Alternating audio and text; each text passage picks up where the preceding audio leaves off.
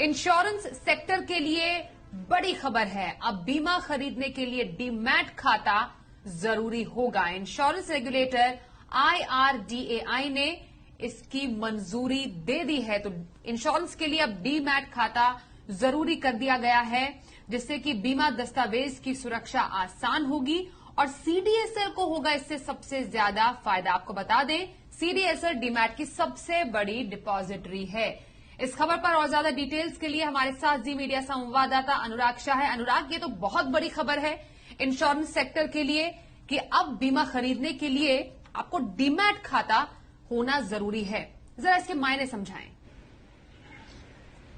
देखिए, सीधे शब्दों में हम कहें तो जिस तरह से आपका शेयर होता है वो डीमेटेरियलाइज होता है, डीमेट फॉर्म में होता है, तो उसी तरह से आने वाले दिनों में जो आपकी इंश्योरेंस पॉलिसी होगी वो डीमेटेरियलाइज फॉर्म में होगी, डीमेट फॉर्म में होगी। यानी आपकी लाइफ इंश्योरेंस पॉलिसी, आपकी हेल्थ इंश्योरेंस पॉलिसी, आपकी मोटर इंश्योरेंस पॉलिसी, तमाम तरह की जो इंश्योरेंस पॉलिसी है वो डीमेट फॉर्म में रखी जाएगी। आज इंश्योरेंस रेगुलेटर IRDA और तमाम जो लाइफ इंश्योरेंस कंपनियों और जनरल इंश्योरेंस कंपनियों के सीईओ की बैठक थी, तो उस बैठक के अंदर इंश्योरेंस कंपनियों को डेडलाइन दी गई है कि दिसंबर 2022 से जो भी नई पॉलिसी जारी की जाए वो डीमेट फॉर्म में हो। और इसके अलावा जो एग्जिस्टिंग पॉलिसी है, यानी जो पिछले कुछ सालों में जो पॉलिसियां जारी की गई है, उसके लिए 12 महीने का वक्त दिया गया है और उन सभी पॉलिसीज को भी डीमेटेरियलाइज फॉर्म में करना होगा, ये इंश्योरेंस कंपनियों को कहा गया है। तो ग्राहकों के लिए ये एक बड़ा डेवलपमेंट होगा, क्योंकि जिस तरह से उनके शेयर जो है वो डीमेटेरियलाइज फॉर्म में होते हैं, वैसे ही जो आपकी तमाम तरह की पॉलिसी है, आपकी हेल्थ इंश्योरेंस पॉलिसी, आपकी लाइफ इंश्योरेंस पॉलिसी, आपकी मोटर इंश्योरेंस पॉलिसी,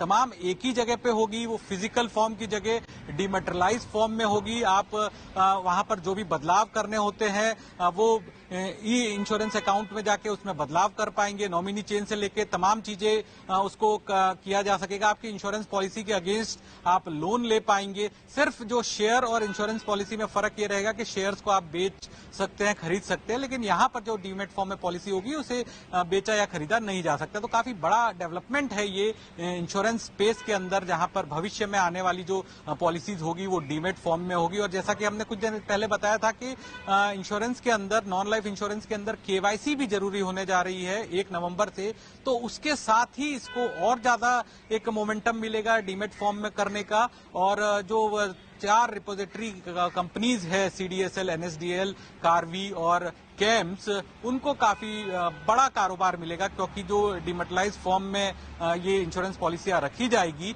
वो इन्हीं कंपनियों के साथ रखी जाएगी।